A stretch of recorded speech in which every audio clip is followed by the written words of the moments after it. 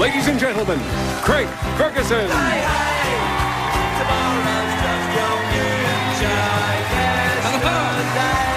Hi, everybody, welcome. Welcome. Thank you. Welcome to Los Angeles, California. Welcome to the Late Late Show. I am your host, TV's Craig Ferguson. Please, thank you. All right, that's enough. All right. Thank you. Now, please sit down, relax. Please try and pace yourself. This is a very weak show. We will need your help later on. You give it all up now. What you got for later? Oh, if I had a nickel for every time I'd heard that. It's a great day for America, everybody. Today is a great day for America. It is National Talk Like a Pirate Day. Today. I'm not going to do it. No. It's demeaning, it's beneath me. I don't think you should talk like a pirate all day. It would be going too far.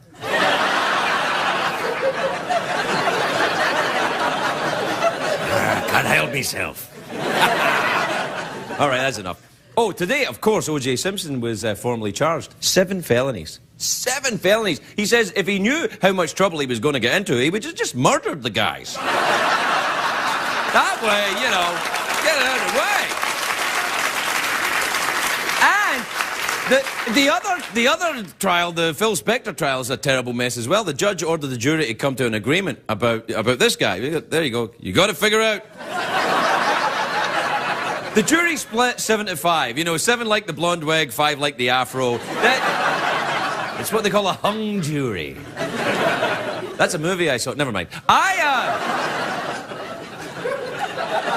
Not such a great day for that college student who was tasered at the John Kerry speech in Florida. You see this? You hear about it? It sounds bad, but, you know, he was tasered. But if you've ever heard John Kerry speaking, getting tasered's a bit less painful. You know what I mean? I can still hear him. Taser me again, bro. Taser me again. No, it's the more ringing. Anyway, you know what? I was on the internet today. I'm doing the Googling, and I found this story. A giant meteorite landed near Lake Titicaca.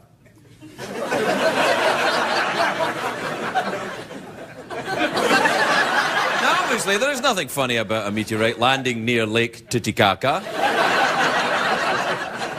Just thought I'd mention it. Like I say, I found it on the internet. I was actually searching for something else, and up came...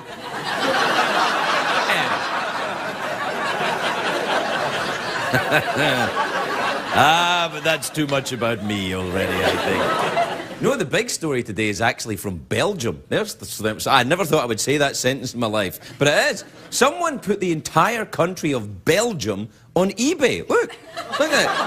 They did so. I know, it was for sale. The bidding got up to $10 million, which is insane. Who would pay that much for Belgium? Come on. I'm kidding. I like Belgium. If you don't know where Belgium is, it's kind of like the Canada of France, really, Belgium.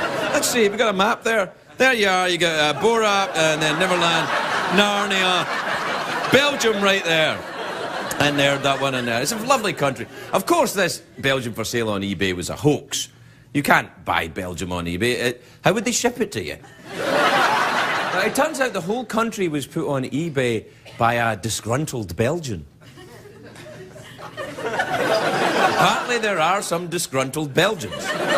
Which, I mean, I suppose that would imply that there's plenty of gruntled Belgians as well. You know, there's actually a place up on Hollywood Boulevard you can get a gruntled Belgian for $50. Very relaxing.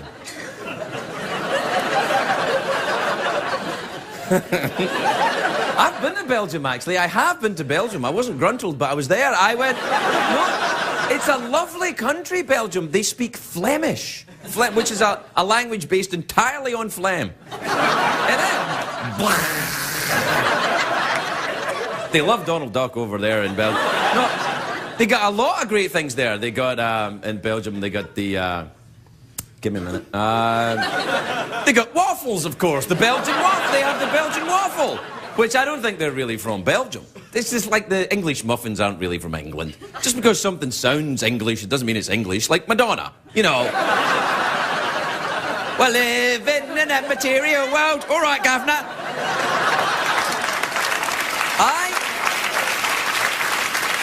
Now, come on, Belgium. We're in Belgium, Belgium. A lot of great things from Belgium. There's the waffle. You got your waffles. You got Jean-Claude Van Damme.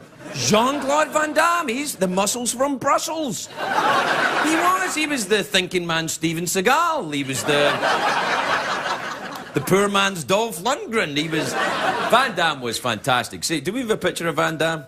No, that's Van Gogh. Van Gogh was from Holland. He was Holland's unappreciated schizophrenic impressionist. And the thinking man, Steven Seagal. What's from Belgium? Brussels sprouts, they're from Belgium. Delicious. They're what broccoli wishes it was. And the Smurfs. Smurfs are from Belgium. Remember the Smurfs? Smurfs were interesting. They were little blue guys, lived in a forest. They had a little village, 50 guys and one girl. No wonder they were all blue. I suspect. Yeah.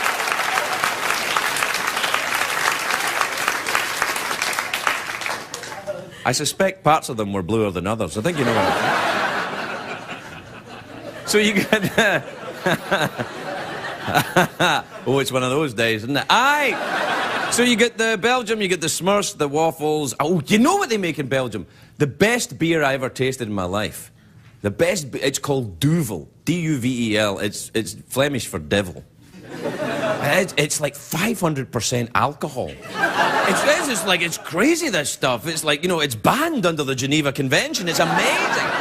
No, I tried it for the first and only time when I was in Amsterdam. Because, you know, Holland's near Belgium. They had this Belgian beer there. And I thought, you know, I had a couple of these Duvels. I think, this is amazing. Why even bother having a hash cookie? This stuff is crazy. I thought, why bother having a hash cookie? Then I thought, well, you should never drink on an empty stomach, I thought. So I had, you know, a couple of hash cookies and some more Duvels, and I woke up in a shop window wearing a corset. No. Good times. That's when I had my first gruntled Belgian, actually, was that. I wonder what happened to those sailors. Anyway, look, Belgium, that's what I'm talking about. So it turns out Belgium wasn't for sale, which is fine with me. I wouldn't have bought Belgium at any price. I wouldn't want a whole country. I just want an island. I'd like an island. Marlon Brando, he had an island. He turned into an island, Marlon Brando, but he had his own island. Nicolas Cage has just brought an island as well. A 40-acre island in the Exuma archipelago. No, I don't know where it is either. I think it's near Lake Titicaca, I'm not sure. Probably. Do you know what, if I had my own island, though, you know what I'd want in it? I'd want a hollowed-out volcano. Because so I could put in a giant laser beam. Because that's... And the James Bond villains have always got their own island, hollowed-out volcano, giant laser beam. And there I could be a Bond villain. Be like, hello, Mr. Bond. Welcome to my island, where I hunt the greatest game of all, man. So you're saying you like man? Yes, but not in a gay way, Bob. That's why I'm stroking this cat.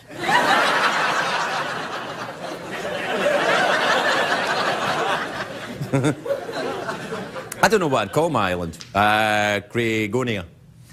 Craigoslavia.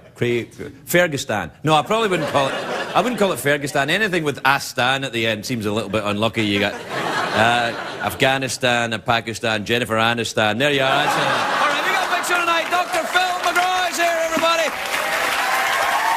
Kaley Cuoco is here. Bob Dubac is here. We'll be right back.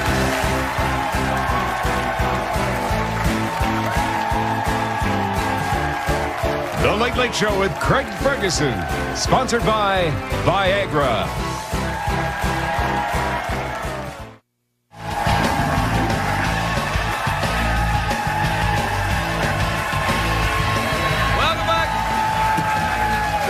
Welcome back, my naughty little donkeys. There.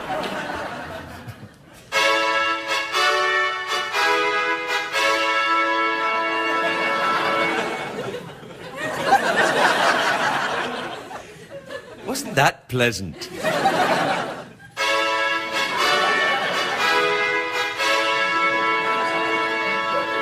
Well, that's all we got time for. Good night, everybody. We don't have time for mucking around tonight. You know, oh, listen, before we do the emails, I just have to write a letter. And then I'll be right with you, all right? Dear O.J. Simpson, I know this letter has been a long time coming, but here it is. At your arraignment today, the judge said that you mustn't leave the country. I think that was more a suggestion than an order. Look, if you can find anyone else that will have you, why don't you just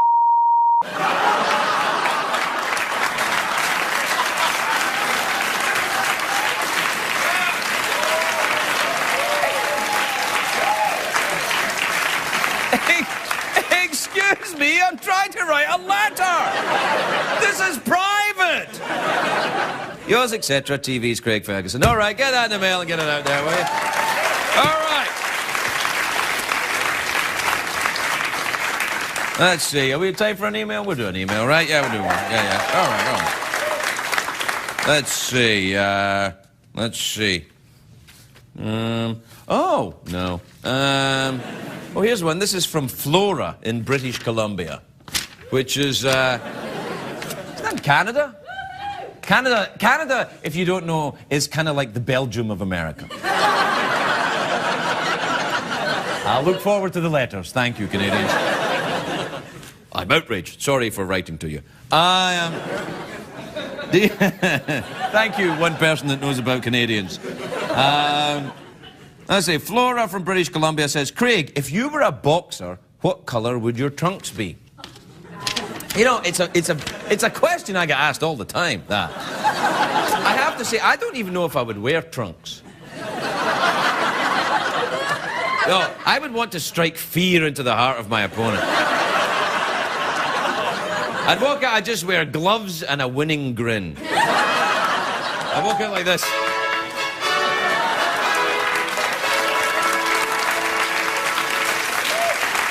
That's all the emails I've got time for. I can't be mucking around. You watch these commercials and then come right back. We'll be right back, everybody.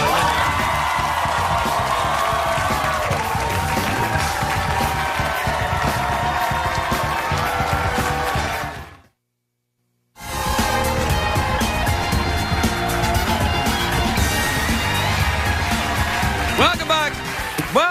Welcome back, my naughty donkeys.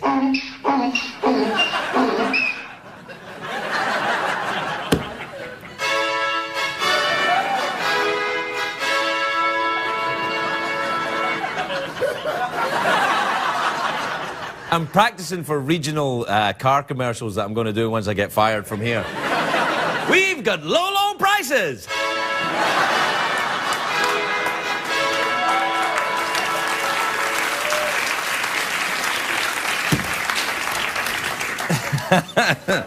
Now, you probably know this. J.K. Rowling, the author of the Harry Potter books, they're the most popular books ever printed, ever. The movies make more money than anything else. She's got tons and tons and tons of cash. And now she's set her sights on conquering the world of daytime television. Take a look at this. It's the J.K. Rowling Show. Here's J.K.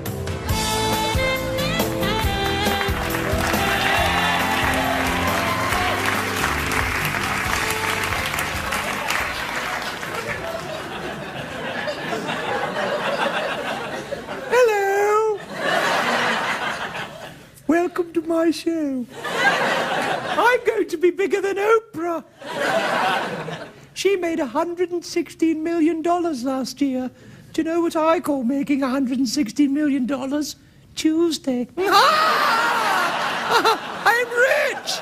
Look! I'm rich!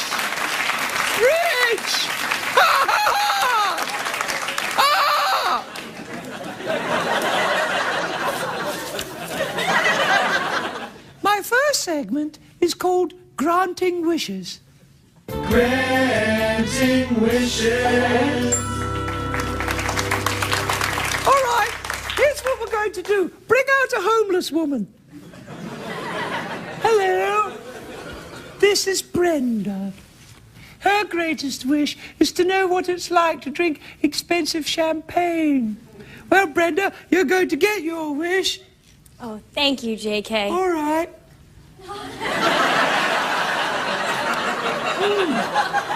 It's really lovely. That's what I like to drink, expensive champagne. Don't touch it. No, off you go. I don't like poor people.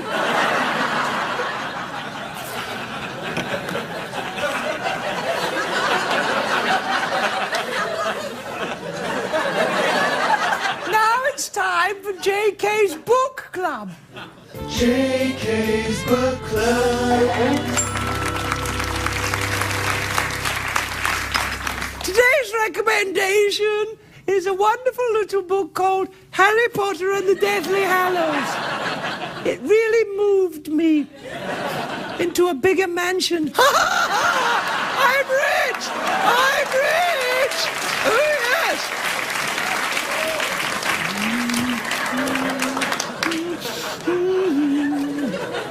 Speaking of authors, please welcome my next guest, self-help expert, Dr. Nigel St. Damien. Hello. It's an honor to have such a brilliant author on the show. Thank you, JK. No, not you. I was talking about me. Now.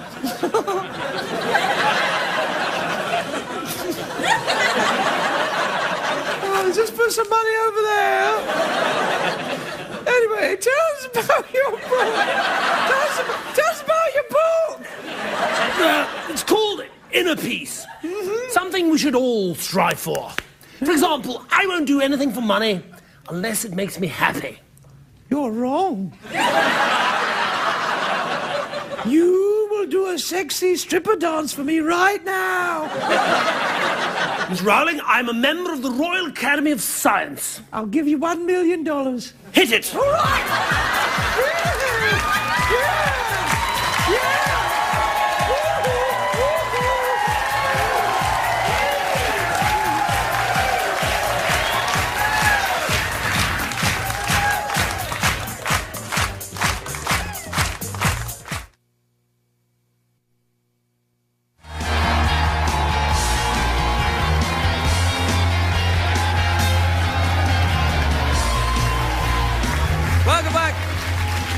Welcome back, my filthy pigeons.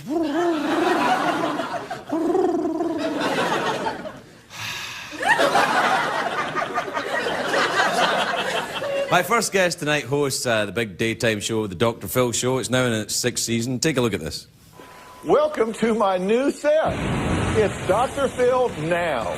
This is where I will cover the stories, events, and breaking news that impacts you. From the shootings at Virginia Tech to public outrage over celebrities' behavior, or even dangerous teen trends that demand my immediate attention and yours, I can cover it all right here as it's happening. Please welcome Dr. Phil McGraw, everybody.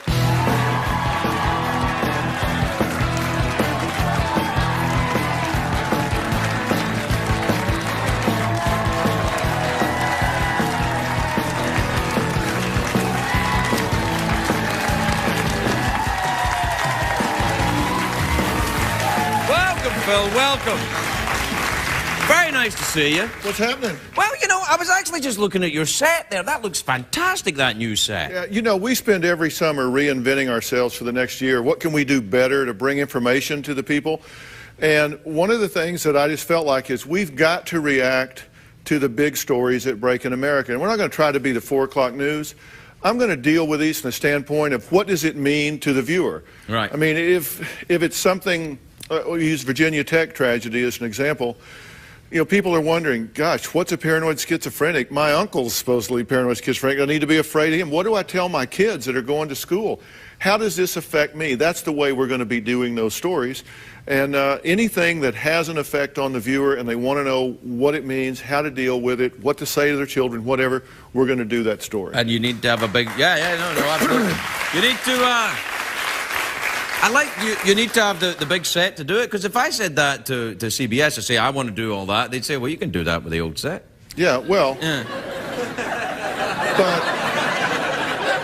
But we didn't think so. All right, well... We're actually, you know, we're now hooked into the biggest news service in the world. We've got like 10, 11 different satellite lines coming in and going out, so we can talk to people all over the world, instantaneous. We're prepared to go live. We're prepared to shoot at midnight. Whatever it happens, we're going to deal with it. So. Now, are you going to be live then? The show's going to be live all the time? Necessary. When it's necessary, it will be. Now, we still have our regular set. Yeah, what are you going to do this year? You're going to do, what about the usual staple stuff, you know, the addictions and the, you know, crazy folks? It's not usual. It's not usual staple stuff and crazy folks. These are interesting human interest stories. Yeah, and you got a lot of crazy folks there too. No, they got some crazy people there. We have some that are a little crazy, unique in the way they look at life. Yeah, no, it's good. I like the way you handle them as well. You're not dismissive of them, because sometimes I watch a show and I see the folks on it and I think, you know, they just need a smack. Well, my wife has made me promise that the last year I'm on, I'm going to move to cable and say what I'm really thinking. It'd have to be the final season. You've never lost your temper, though. I've never seen you actually lose your temper on someone, have you? No, that's because I edit the shows. No, I don't. Smart. No, I don't lose my temper about it. But I mean, I'm pretty straight with them about it. I mean, you're straight? Yeah. Don't be so disappointed. Hey, you know what I wanted to ask? breaks your heart. Yeah, it does actually. I kind of like. You know what I wanted to ask you about? You're a pilot, right? You do you're a private pilot. You fly around. You see. You know, because I've talked to you about this before. I'm terrified of flying. I've been taking flying lessons to try and combat my fear. How about that? Oh my God! Thanks for the warning. Yeah, I'm just saying. So you haven't soloed? I haven't soloed yet. Well, not in a plane. Yeah. You're back to the previous I'm talking about the earlier on thing now. Yeah. Okay. No, so you're actually flying like a Cessna? I'm flying like a Cessna 172. I go up there and I'm kind of... other pilots are like, yeah.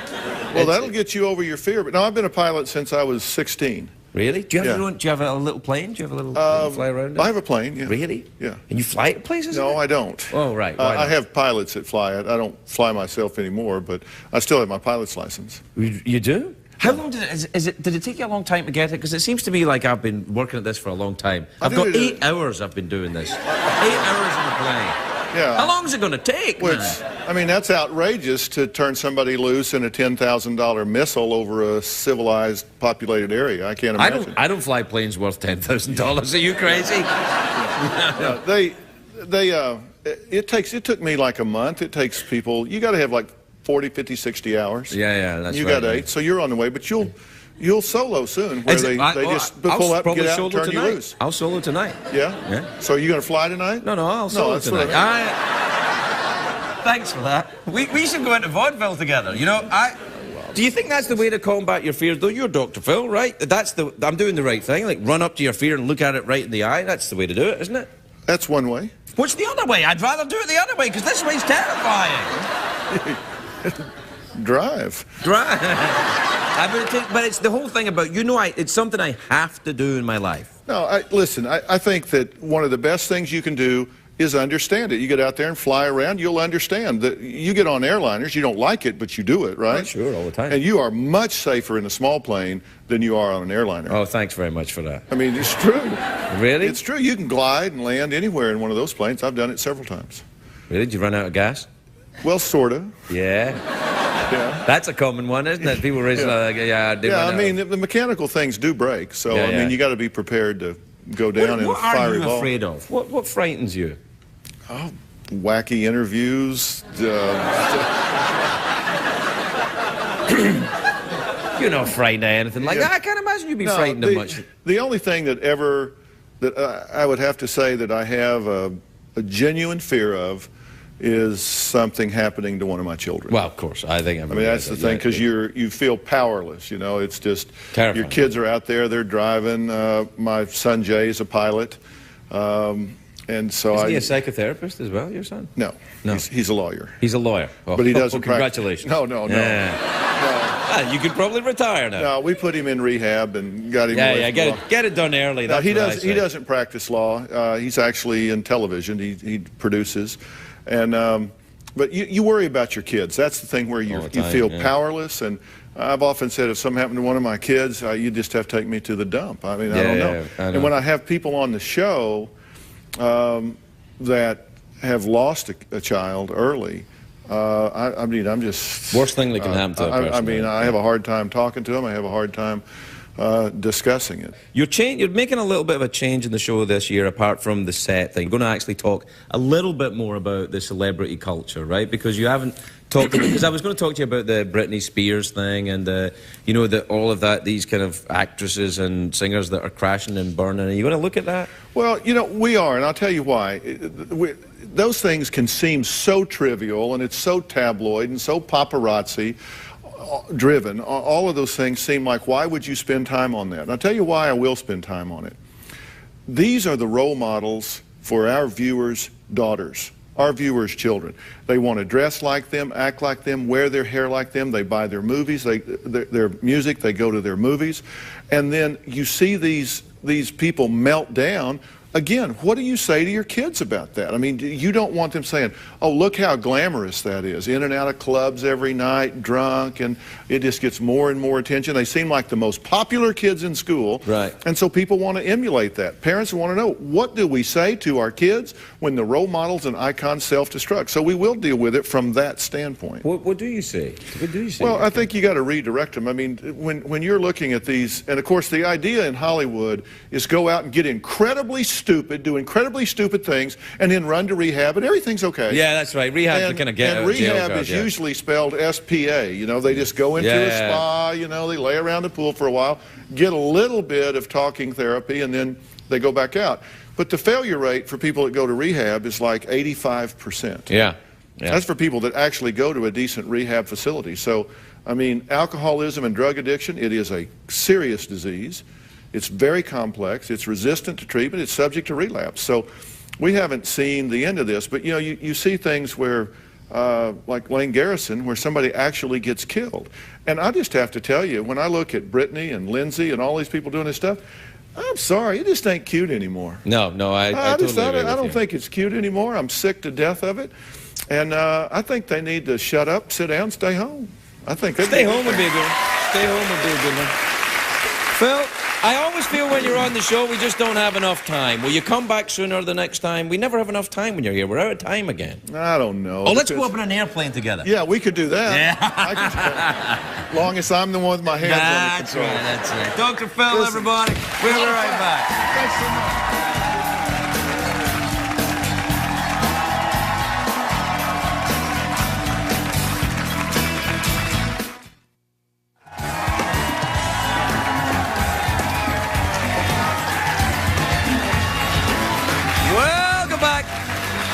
Welcome back, my frisky ponies. My next guest is a very talented young actress. She stars in the new CBS sitcom The Big Bang Theory, which premieres Monday night at 8:30. Take a look at this.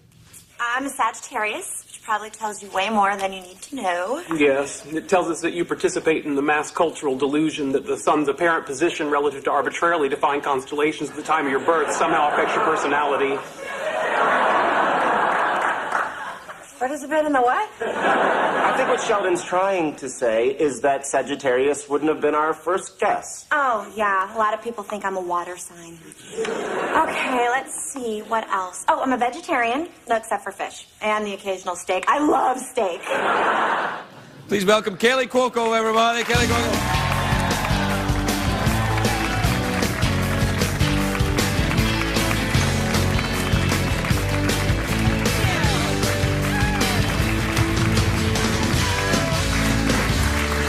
Kaley. Thank you, Craig. Gosh, you are so handsome. Thank you very much indeed. You're welcome here anytime. You look lovely. I love your dress. Thank I love you. everything about you. How are you doing the show? Is the show fine? Are you enjoying it? The show is great. I mean, I work with four boys. It's the greatest job in the entire world. There's only 4 guys work on the show? Four boys in the cast and me. So it's fantastic. No one takes up the makeup chair or hair and makeup, and I get right in there. Guys are gone. That will change. You watch. Once the show's been on for a while, the guys will be in the makeup chair longer than you. I know. Yeah. I'm waiting for that to happen. That happened to me with Drew Carey. Oh, God. Yeah. I hear that about him. Yeah, he's like, that's my chair. Get out, bitch. Yeah, I've heard that about him. That's too bad. It is. It's hard work. Now, what's the show about, the Big Bang Theory? Big Bang Theory, okay, is about physicists. Johnny Galecki and Jim Parsons are physicists. And I thought you'd be the physicist. I know, a lot of people think that, Yeah. but it's not. Right. And so it's... That was very sweet, though. Thank you. Yes, so their whole world is about science and math and, you know, numbers, and I move in next door. Right. And I'm kind of just this free-spirited, you know, fun girl who's just wants to have a good time and wants to hang out with these guys, and they're terrified of her. Don't ask me why. Are you, in your own life, a free-spirited fun girl that just wants to have a good time? I'm a little more anal than my character. Hello. Yeah.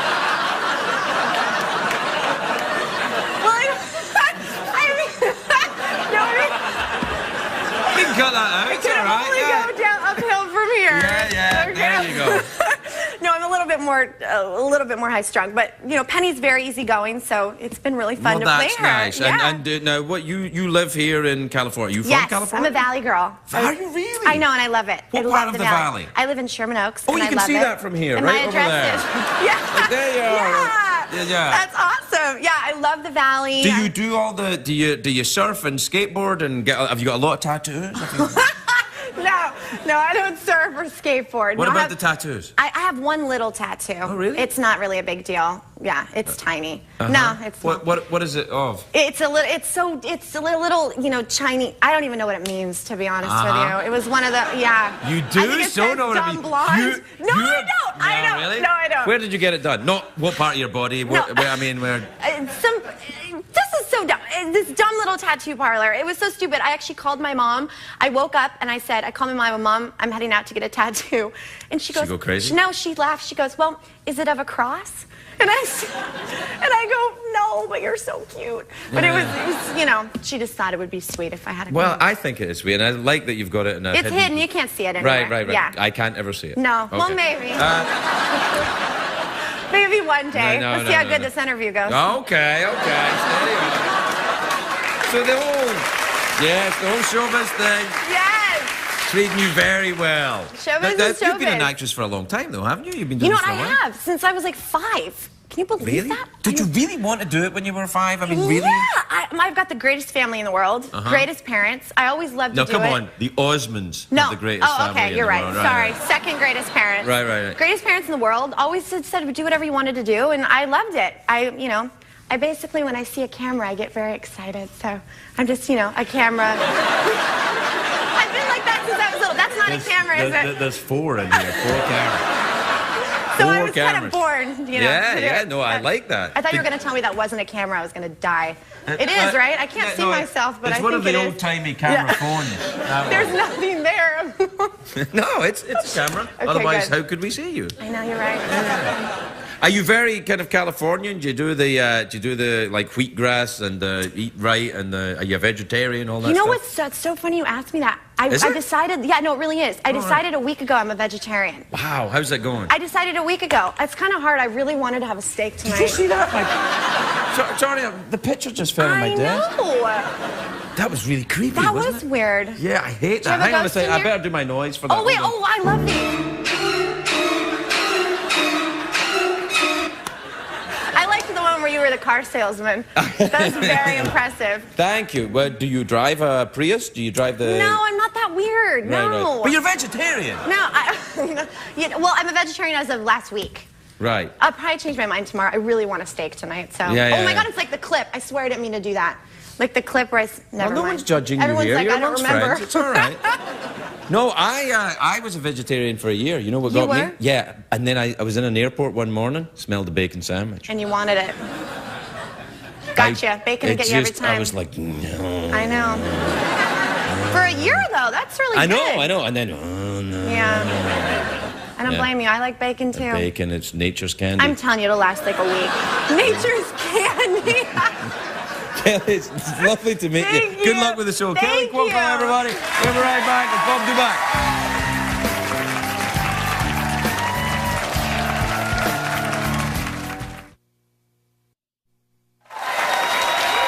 Welcome back, everybody. Well, welcome back. My next guest begins touring with his new one-man show, The Male Intellect, The Second Coming, in Northern California on October the 20th. Please welcome Bob Dubac, everybody. Bob Dubac.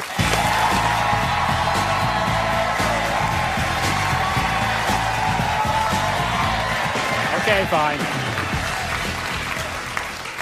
Need to forewarn you folks that I'm trying to learn how to say what I feel, which means if you invite me over to your house and say, Bob, make yourself feel at home, I have to go, all right, get out.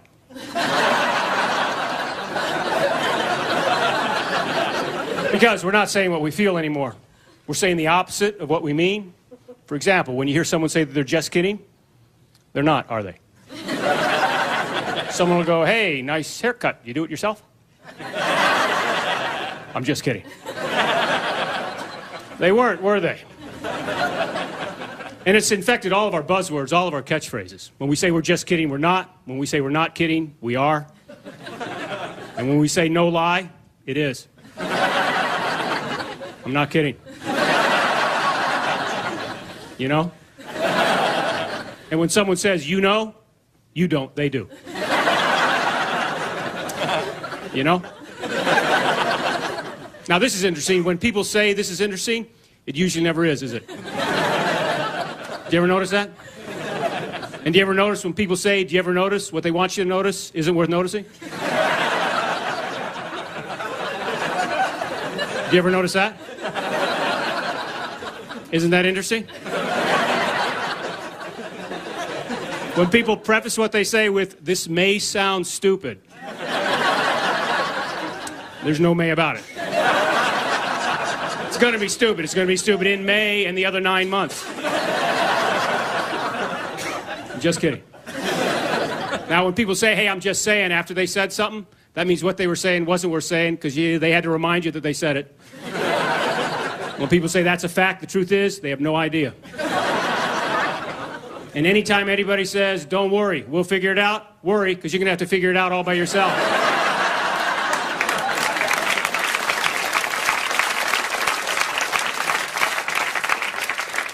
And that's a fact. I'm not kidding, I'm just saying. You know? Now, this is important. Anytime anybody says, beats me, don't hesitate. Smack them upside the head with a dictionary, preferably unabridged, because it's a problem in our society today.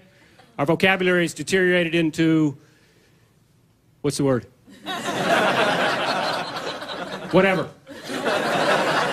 Both men and women, a man's vocabulary revolves around one word, the word dude. Dude to a man can mean whatever.